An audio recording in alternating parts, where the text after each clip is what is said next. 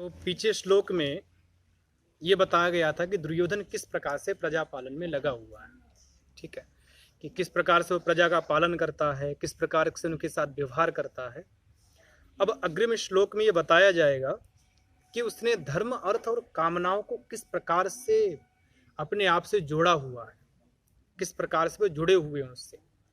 जब वो धर्म करता है, ऐसा नहीं कि धर्म करते समय उसका अर्थ बाधित हो जाता है।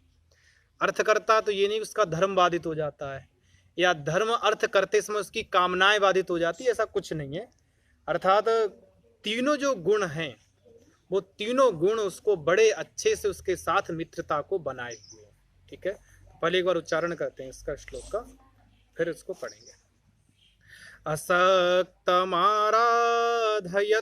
यथा यथम् असक्तमाराधयतो यथा यथम् विभज्य भक्त्या समपक्षपातया विभज्य भक्त्या समपक्षपातया गुणानुरागादिव सख्यमीवान् गुणानुरागादिव सख्यमीयवान् न बाधते त्रिगणः परस्परम् न बाधते त्रिगुणः परस्परम्। देखिए, तो इसमें ये बताओ, इस पूरे श्लोक में क्रिया कौन सी है, क्रियापद कौन सा है। क्रिया पकड़ लोगे सारा श्लोक खुल जाएगा।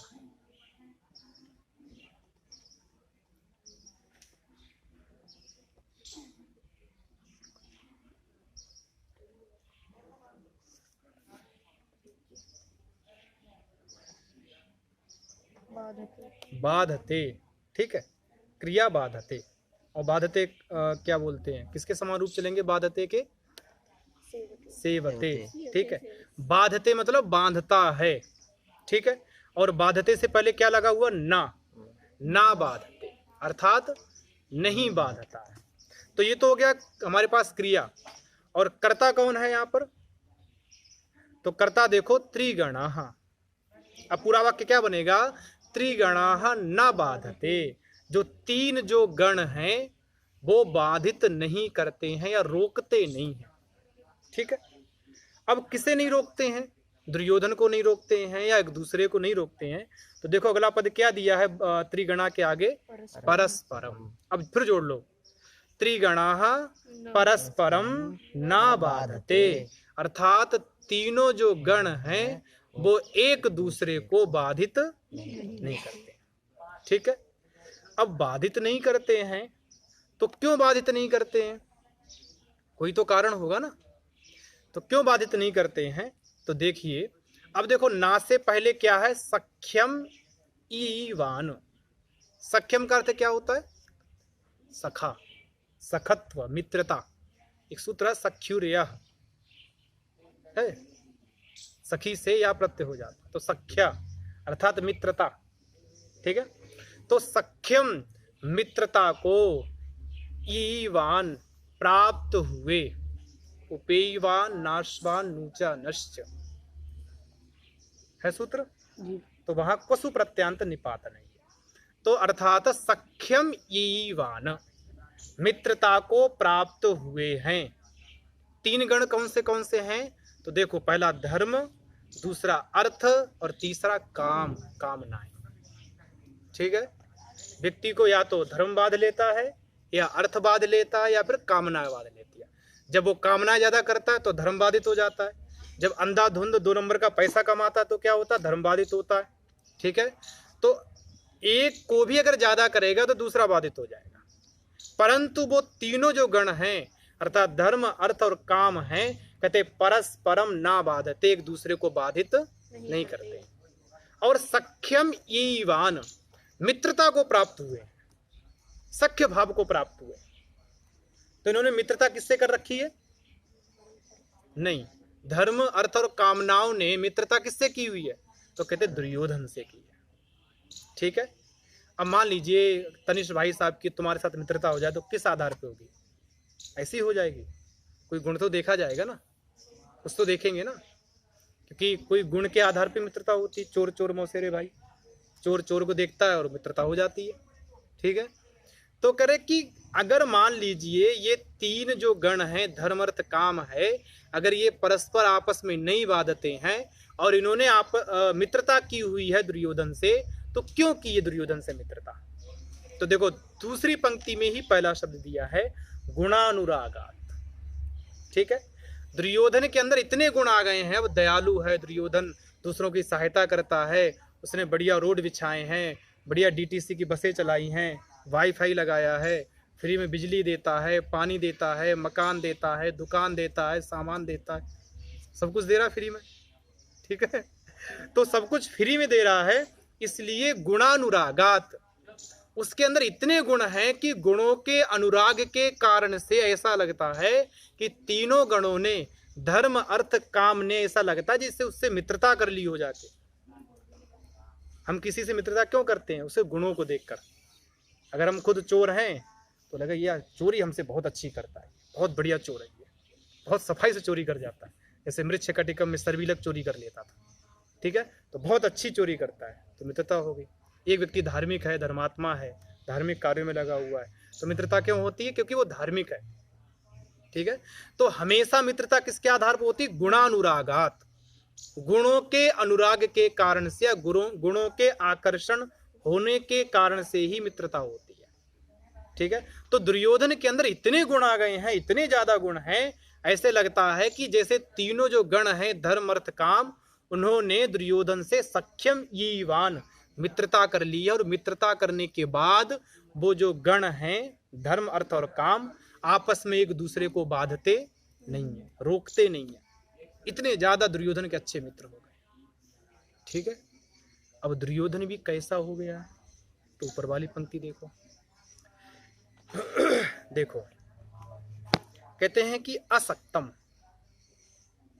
मतलब आसक्ति खत्म हो गई है, लगाव ही खत्म हो गया दुर्योधन का। BMW गाड़ी मिलेगी तो ठीक है, साइकिल मिलेगी तो साइकिल से चले जाएंगे, चप्पल मिलेगी तो चप्पल पहन लेंगे, सैंडल है तो सैंडल पहन लेंगे, जूता है तो जूता पहन लेंगे, मतलब किसी में उसका लगाव नहीं है। असक्तम अर्थात असक्त हो गया, दूर हो गया। ठीक है, असक्तम। और ये आराधयता छोड़ दो, उसको बाद में जोड़ेंगे। यथा यथम विभज्य, एक सूत्र है 8वें अध्याय में, यथाश्वे यथा यथम है, यथाश्वे यथा यथम, अर्थात यथाश्वे में यथा यथम जो है उसको पढ़ा गया है। तो यथा यथम का अर्थ होता बराबर, जितना देना चाहिए उतना, जितना होना चाहिए उतना। तो यथा यथम विभज्य अर्थात जितना आवश्यकता, जितनी आवश्यकता, जैसी आवश्यकता उतना विभाग करके। और विभाग किसका किया है? तो विभाग किया है धर्म अर्थ और कामनाओं का। दुर्योधन को ये पता है कि कहाँ धार्मिक काम करना है, कहाँ आर्थिक काम करना और कहाँ कामनाओं वाले काम करना। वो जब धर्म करता है तो उसे अर्थ और कामनाएं नहीं बांधती हैं, जब वो कामनाएं करता है तो उसे धर्म और अर्थ नहीं बांधता, और जब वो धर्म करता तो उसको अर्थ और कामनाएं बाधित नहीं करती। तो उसे पता है कि कहाँ पर कितना करना है, इसलिए कहा कि यथा यथम विभज्य, बिल्कुल बराबर विभाग करके, जितनी आवश्यकता उतना विभाग करके। ठीक है, आगे देखिए, बोले भक्त्या, भक्ति का तृतीया में क्या बनेगा? भक्त्या अर्थात भक्ति पूर्वक। ठीक है, और सम पक्षपातया, पक्षपाता, पक्षपाता अर्थात सम मतलब बराबर है, पक्षपात जिसमें। ऐसा नहीं है कि धर्म ज्यादा कर लिया तो अर्थ छोटा कर लिया, बोली धर्म की तो आवश्यकता नहीं, अर्थ कमा लो बस, या धर्म की तो आवश्यकता नहीं, अर्थ कमा लो और कामनाएं ले लो। ऐसा नहीं है, जितना धर्म है उतना ही अर्थ है, उतनी ही कामनाएं हैं। एक फालतू कामना नहीं है, एक फालतू अर्थ नहीं है। ठीक है, धर्म के अनुसार अर्थ है और उसी के अनुसार कामनाएं हैं। तो कहते भक्त्या और समपक्षपातया, बड़ी भक्ति पूर्वक और बिना किसी पक्षपात के, बिना किसी का पक्ष लिए, बड़े लगाव से, बड़े आसक्ति भाव से, अनासक्त होकर, बड़े निरपेक्ष भाव से, तृतीय है ना, सपक्षपातया अर्थात बड़े निरपेक्ष भाव से और बड़ी आसक्ति पूर्वक और बड़े प्रेम पूर्वक। बोले आराधयतः, दिया ना, असक्तम आराधयतः। तो आराधयता ये कहाँ का रूप है? आराधयता अस्य, देखो नीचे अस्य दे रखा है, ना बाधते अस्य त्रिगणः परस्परम, अस्य दे रखा ना, तो अस्य को और आराधयता को जोड़ लीजिए। तो अस्य में कौन सी विभक्ति है? षष्ठी एक वचन। तो आराधयता में कौन सी होगी? षष्ठी एक वचन। गच्छन का गच्छन, गच्छन्तो गच्छन्ता, और षष्ठी में क्या बनता? गच्छता। ऐसी आराधयन आराधयतो आराधयत, ठीक है। आराधयन आराधयन्तो आराधयन्ता, उसका षष्ठी में क्या बनेगा? आराधयतः। अर्थात अस्य आराधयतः, अर्थात जो दुर्योधन है, बोले इस दुर्योधन के सेवन करते हुए, धातु आराधयता में आंग पूर्वक धातु है राध साध संसिद्धौ, संसिद्धि अर्थ में। आराधयता मतलब उन पदार्थों की सिद्धि करता हुआ, उन पदार्थों का सेवन करता हुआ। किनका सेवन कर रहा दुर्योधन? धर्म, अर्थ और काम का, ठीक है। इन तीनों का सेवन कर रहा है और उसको इसने बराबर पक्षों में बांटा है। ना तो ऐसा कि बहुत ज्यादा अर्थ का सेवन कर लेता, बहुत ज्यादा कामनाओं का सेवन कर लेता, ऐसा कुछ नहीं है। इनको बड़ा अनासक्त होकर, बड़ा निर्लेप भाव से, बड़ी प्रीति और भक्ति पूर्वक इनको, इन सब का सेवन करता है। इसीलिए क्या हुआ कि ऐसा लगता है कि जैसे तीनों जो गण हैं, धर्म अर्थ और कामनाएं हैं, ऐसा लगता है कि जैसे उन्होंने दुर्योधन से मित्रता कर लिया, ठीक है, क्योंकि दुर्योधन इतना गुणवान हो गया है। और मित्रता करने के बाद वो धर्म अर्थ और काम आपस में एक दूसरे को बाधित नहीं करते, ठीक है। आगे अर्थ समझ में, ठीक है। देखिए दोबारा एक बार इसको दोहरा लेते हैं। असक्तमाराधयतो यथा यथम, असक्तमाराधयतो यथा यथं, विभज्य भक्त्या समपक्षपातया, विभज्य भक्त्या समपक्षपातया, गुणानुरागादिव सख्यमीवान्, गुणानुरागादिव सख्यमीवान्, न बाधते त्रिगणः परस्परम्, न बाधते त्रिगुणः परस्परम्। अगला देखिए। निरत्ययं सामनदानवर्जितम्, निरत्ययं सामनदानवर्जितम्, न भूरिदानं विरहीय सत्क्रियाम्, न भूरिदानं विरहय्य सत्कृतम्, प्रवर्तते तस्य विशेषशालिनी, प्रवर्तते तस्य विशेषशालिनी, गुणानुरोधेन विना न सत्क्रिया, गुणानुरोधेन विना न सत्क्रिया। वहाँ गुणानुरोधेन है, गुणानुरोधेन है ना लगा रखा है ना, हाँ ऊ लगा लीजिए, ठीक है। इसमें ऊ नहीं दिया है, पर पेन देना है कोई, चलो बाद में कर लेना। गुणानुरोधेन विना न सत्क्रिया, ठीक है। तो ये देखिए इस श्लोक के अंदर क्रियापद कौन सा है? सबसे पहले क्रिया पकड़िए।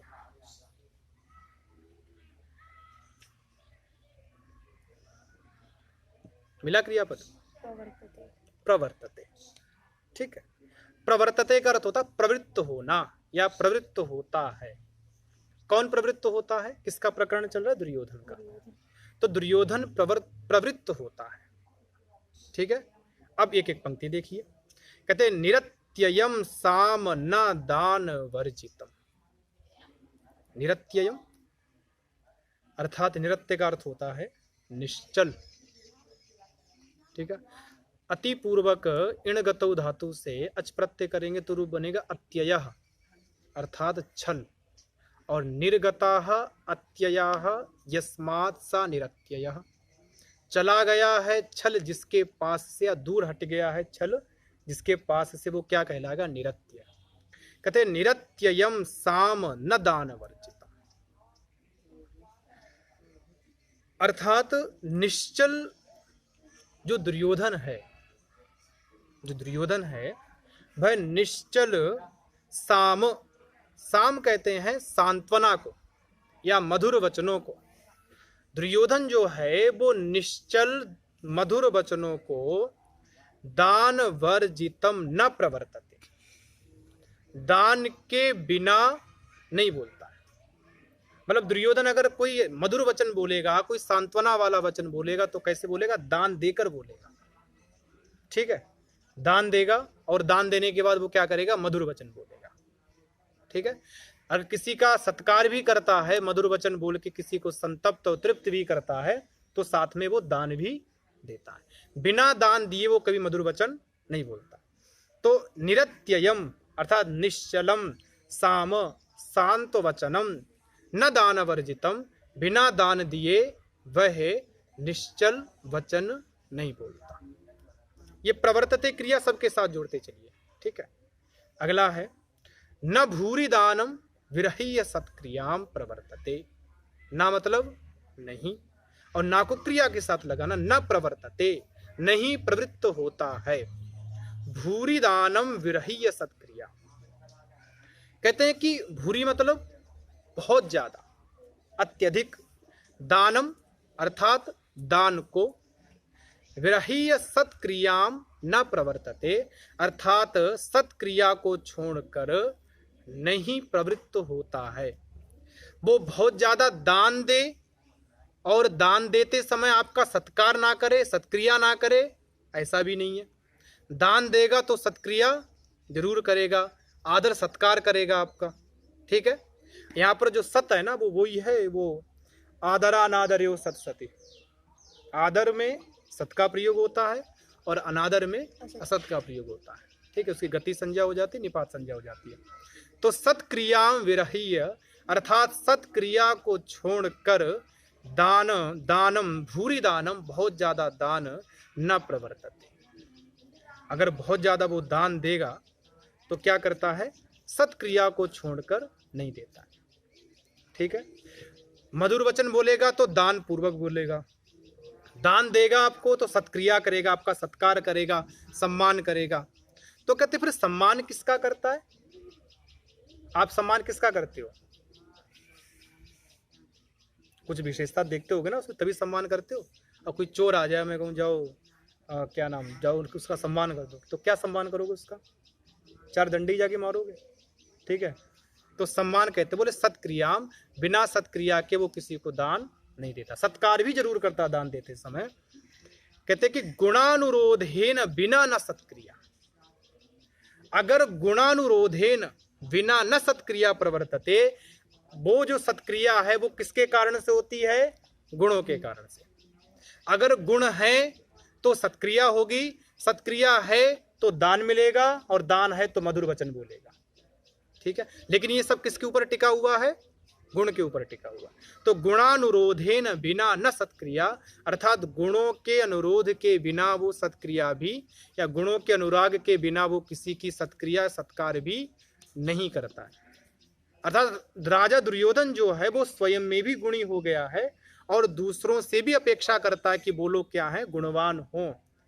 अगर गुणवान नहीं है तो उनके साथ वो उनका आदर सत्कार भी नहीं करता है। तो देखो इसमें सत्क्रिया दिया ना, गुणानुरोधेन बिना न सत्क्रिया।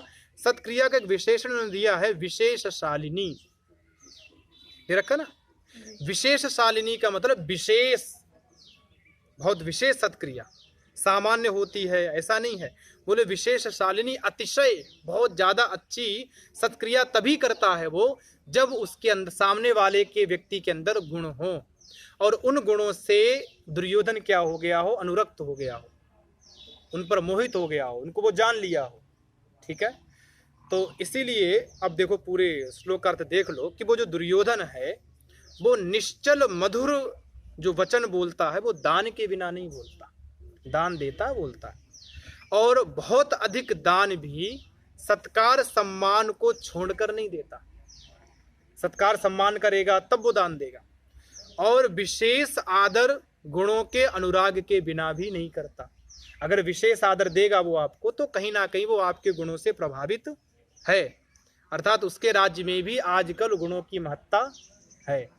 गुणवान व्यक्ति ही उसके राज्य में धन पाते हैं, उसके राज्य में सम्मान पाते हैं, और उन्हीं गुणवान व्यक्तियों से वह मधुर वचन बोलता है। ठीक है, आ गया समझ में? चलिए दोहरा लेते हैं इसको। निरत्ययं सामनदान वर्जितम् त्ययं सामनदानवर्जितं न भूरिदानं विरहय्य सत्क्रियाम् न भूरिदानं विरहय्य सत्क्रियाम् प्रवर्तते तस्य विशेषशालिनी प्रवर्तते तस्य विशेषशालिनी गुणानुरोधेन विना न सत्क्रिया गुणानुरोधेन विना न सत्क्रिया। ठीक है, आगे का फिर कल करेंगे।